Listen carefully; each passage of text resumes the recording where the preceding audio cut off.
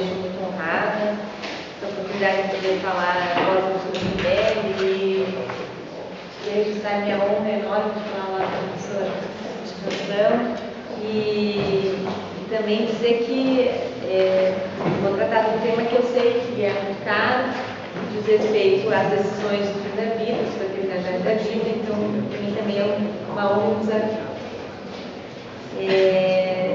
Eu escolhi o tema para falar aqui hoje sobre as chamadas diretivas antecipadas de vontade e as decisões relativas ao fim da vida. Portanto, um tema essencialmente de direitos da personalidade e de natureza não patrimonial e existencial.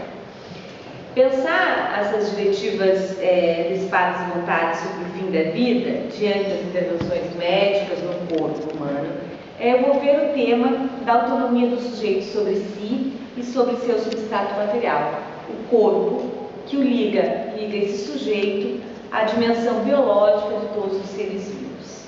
A resolução número 1995 de 2012 do Conselho Federal de Medicina do Brasil definiu em seu artigo 1º diretivas antecipadas de vontade como um conjunto de desejos prévio e expressamente manifestados pelo paciente sobre cuidados e tratamentos que quer ou não receber no momento em que estiver incapacitado de expressar livre e autonomamente sua vontade. Então, as diretivas antecipadas de vontade são conhecidas também como testamento vital, termo traduzido do inglês living will. O termo testamento vital é, de fato, carregado de muito sentido. Ele suscita essa vontade para um futuro, para um momento futuro em que ele não pode mais expressá-la. Tal qual o testamento na sucessão de bens. Mas se trata de uma vontade aqui que não se dirige à dimensão patrimonial do sujeito, mas sim se dirige a seu destino inexorável, a morte. Trata-se do desejo de controlar, de manejar esse destino. Testamento, declaração de última vontade, pensado tradicionalmente para prolongar a vontade do sujeito para além da sua existência, para além do seu fim biológico, o testamento do direito das sucessões, converte-se aqui em declaração de vontade sobre como terminar a vida, sobre quais intervenções médicas e tecnológicas colocadas à disposição do sujeito, ele decide se assujeitar. As diretivas antecipadas de vontade ou testamento vital, portanto, supõem a autonomia do sujeito sobre seu corpo e sua vida.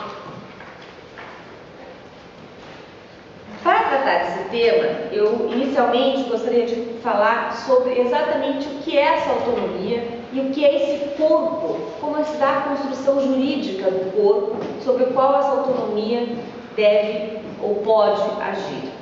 E, em seguida, tratar dos aspectos mais técnicos da questão, relativa, portanto, à validade e eficácia desse ato jurídico. Vou trabalhar especialmente no ordenamento jurídico brasileiro, com algumas menções à lei promulgada em Portugal. Aqui em Portugal, ao contrário do Brasil, há uma lei sobre isso, a lei número 25 também, de 2012. Então vou fazer algumas referências a essa lei, mas estou me concentrando sobre o ordenamento jurídico brasileiro. Então, primeiro, o que é esse corpo do sujeito, objeto das diretivas antecipadas de vontade? Esse corpo é um corpo que passou por um processo de dessacralização no final da Idade Média, começo da Idade Moderna, especialmente pela ação prática dos anatomistas renascentistas. Eles conseguiram operar pela sua prática uma dissociação entre pessoa e humano, entre corpo e cadáver. Uma dissociação impensável para o pensamento medieval. O Renascimento marca, assim, o início do percurso de apagamento e domesticação do corpo nas sociedades ocidentais. Esse processo se completa do ponto de vista da elaboração teórica com Descartes, que postula essa plena cisão entre o sujeito da razão, marca da humanidade, e o corpo, res extensa do sujeito. Esse corpo submetido ao controle da razão, não é, entretanto, um corpo completamente disponível ao sujeito. Não se aceita, nem na cultura ocidental, nem na cultura contemporânea, a plena disponibilidade da vida e do corpo. A autonomia pessoal encontra, nesse aspecto, alguns limites.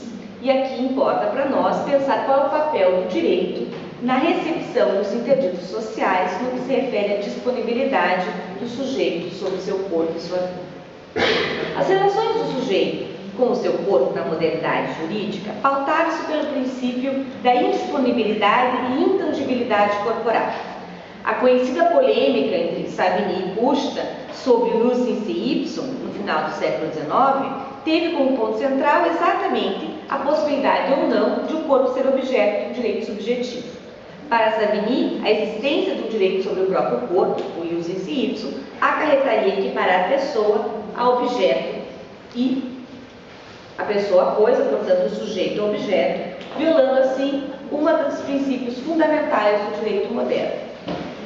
Ao contrário, Pusta entendia que incluir o corpo humano na categoria de objeto de direito não significava afirmar a equivalência entre pessoa e coisa, já que esta não se confunde com o seu corpo, ou seja, a pessoa não é a mesma coisa que o seu corpo, e aqui ele leva ao extremo, ou assume todo o significado dessa cisão proposta